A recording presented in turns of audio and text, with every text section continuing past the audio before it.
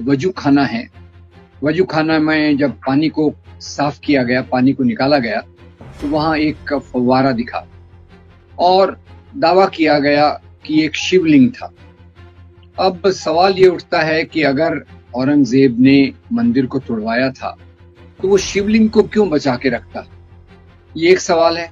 और दूसरा, जब इस शिवलिंग को देखा, जिसको शिवलिंग कहा जा रहा है, उसको देखा जाए तो निश्चित रूप से जो मंदिरों में शिवलिंग होते हैं उससे इसकी प्रतिमा, इसका आकार, इसकी देख जो है वो पूरी तौर से एक अलग तरीके से है। मुख्य बात इससे भी अलग है और वो ये कि क्या हम इन्हीं बातों में उलझे रहेंगे। 6 दिसंबर 1992 को बाबरी मस्जिद गिराई गई। उसके पहले 1991 में जबकि इन बातों का उबाल आ रहा था, तो 1991 में पार्लियामेंट ने एक कानून पास किया कि जो भी हमारे धार्मिक स्थल हैं वो 15 अगस्त 1947 में जैसे थे उनको वैसे ही रखा जाएगा, उनको बदला नहीं जाएगा। अब उसके बदले हम देख रहे हैं कि एक के बाद एक, कभी ज्ञानव्यापी मस्जिद, कभी ताजमहल, कभी कुतुब मीनार, कभी लाल किला, और इन सब चीजों के बारे में बात की जा रही है। इसी के पहले हमने देखा कर्नाटक में खास तौर से हिजाब, हलाल और ऐसे मुद्दों को वहां हवा देने की कोशिश की गई। महाराष्ट्र में एक मनसे नाम की पार्टी है, वो जो मस्जिदों पर लाउडस्पीकर से अजान देते हैं उसको एक मुद्दा बना रही है। तो सवाल ये उठता है कि हम किस प्रकार के मुद्दों के आधार पे समाज को आगे चलाएंगे। ये बात निश्चित है कि इतिहास में कई मंदिर तोड़े गए और उसमें मैं एक डेफिनेटिव अकाउंट रिचर्ड ईटन का आपके सामने रखूंगा। रिचर्ड ईटन ये इतिहासकार, आर्कियोलॉजिस्ट हैं, जिन्होंने 2 बातें खास तौर से बताई कि एक तो जो मंदिर तोड़े गए वो धर्म के कारण नहीं, सत्ता की स्पर्धा, राइवलरी और संपत्ति के कारण तोड़े गए। दूसरा, उन्होंने कहा मंदिरों का जो नंबर दिया जाता है मंदिर तोड़ने का, वो बहुत बढ़ा चढ़ा कर दिया जाता है, जबकि वास्तविकता में 8-10 मंदिर इस प्रकार से तोड़े गए होंगे। अब औरंगजेब के स्वरूप के बारे में भी हम देखें तो उसने जहाँ कुछ मंदिरों को, काशी विश्वनाथ के मंदिर के बारे में, इसको ध्वंस करने के बारे में उसका नाम आता है और उसके बारे में 2 प्रकार के विवरण हमारे सामने आए। एक विवरण ये जो डॉक्टर पट्टाभी सीतारामैया ने अपनी किताब फेदरस्टोन में लिखा कि वहाँ कुछ अनैतिक काम हो रहे थे, इसके कारण औरंगजेब ने उसको तोड़वाने का आदेश दिया। दूसरे वो जो डॉक्टर प्रोफेसर के.एन. पनिकर लिखते हैं कि यहाँ राजा के विद्रोही छुप गए थे और उसके कारण औरंगजेब ने इस मंदिर को तोड़वाया था। ये 2 प्रकार के अकाउंट मिलते हैं। और तीसरी बात यह है कि इसी के साथ साथ ये भी हम जाने कि औरंगजेब ने कई मंदिरों को दान भी दिए। उज्जैन में महाकाल का मंदिर, आसाम में कामाख्या देवी का मंदिर, वृंदावन में भगवान श्री कृष्ण का मंदिर, ये कुछ मंदिरों के नाम मैं बता रहा हूँ। इस प्रकार के बहुत सारे विवरण डॉक्टर विशंबरनाथ पांडे की किताब फरमान्स ऑफ किंग औरंगजेब में दिए हैं, जहाँ डॉक्टर विशंबरनाथ पांडे ने उत्तर भारत के बहुत सारे मंदिरों के पुजारियों के पास जो औरंगजेब द्वारा दिए गए फरमान थे उनको जमा किया और उसके आधार पर बताया कि कैसे कितने मंदिरों को औरंगजेब ने दान दिया।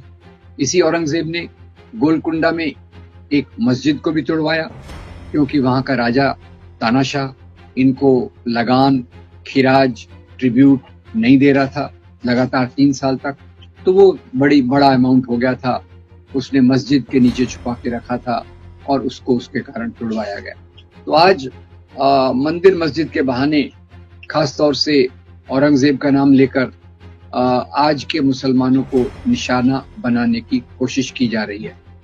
पहला सवाल तो उठता है कि हमें भविष्य की तरफ जाना है या पाश्चात्य या पास्ट टेंस भूतकाल में जाकर उन गड़े मुर्दों को उखाड़ना है। अगर गड़े मुर्दों को उखाड़ना है तो हम कहाँ तक जाएंगे? क्या ये हम मध्यकालीन युगों तक रुके रह सकते हैं? क्योंकि इसके पहले हम जाएं तो हम ये भी जानते हैं कि भारत में बौद्ध विहारों का बहुत ध्वंस हुआ।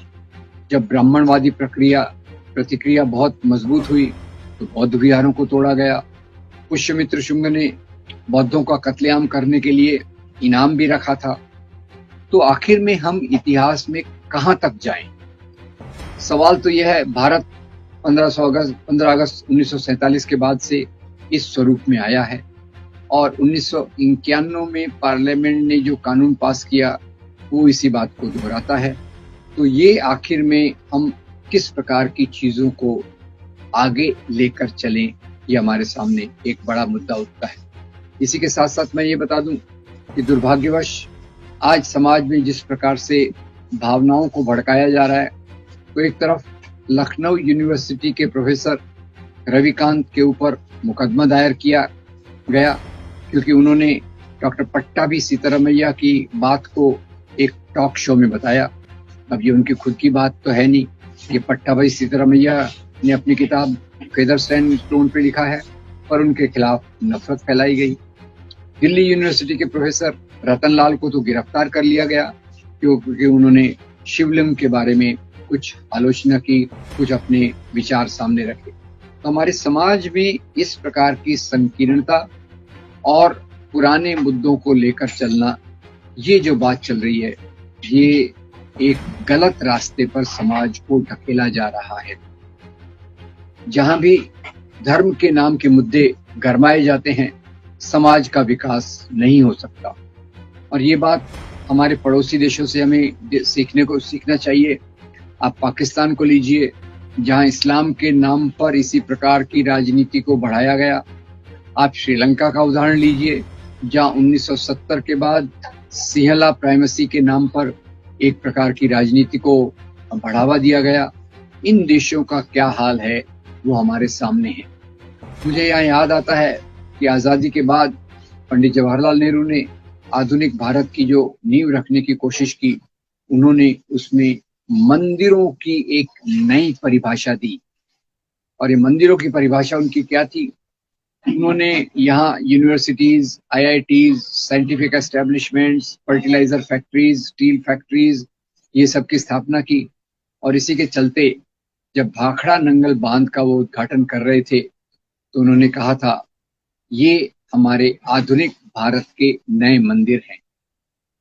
तो दोस्तों, आज हमें ये सोचने की जरूरत है कि हम क्या मस्जिदों के नीचे मंदिर को तलाशते रहेंगे, या जो मंदिरों की कल्पना जवाहरलाल नेहरू ने की थी, उस प्रकार के मंदिरों के निर्माण के लिए सामाजिक मेहनत, सामाजिक संपत्ति को उस तरफ लगाएंगे जिससे सब लोगों को एक खुशहाली का वातावरण मिले, सब लोग गरीबी से दूर एक अच्छे हालात में रह के शिक्षा और स्वास्थ्य को प्राप्त करें। तो अभी मामला यह है कि जैसे 6 दिसंबर का मुद्दा उठाया गया, उसी के साथ साथ देश एक ऐसे रास्ते पर गया जहां नफरत बहुत फैलाई गई, हिंसा बहुत हुई और इस हिंसा के आधार पे समाज का ध्रुवीकरण हुआ, बाबरी मस्जिद को तोड़ा गया, गिराया गया। और आखिर में हुआ क्या? सुप्रीम कोर्ट ने जो भी फैसला दिया हो उससे हम असहमत जरूर हो सकते हैं, पर निश्चित रूप से सुप्रीम कोर्ट ने भी ये बात मानी कि वहां मंदिर होने का कोई सबूत नहीं है और भगवान राम का जन्म वहीं हुआ होगा, ये बात भी उन्होंने